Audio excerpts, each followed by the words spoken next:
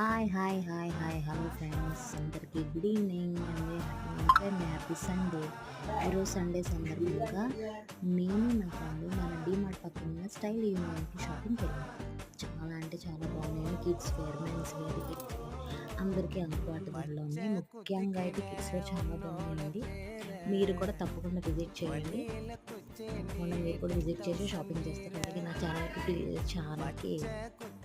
Like చేయండి, share చేయండి, subscribe చేయండి. Bye bye.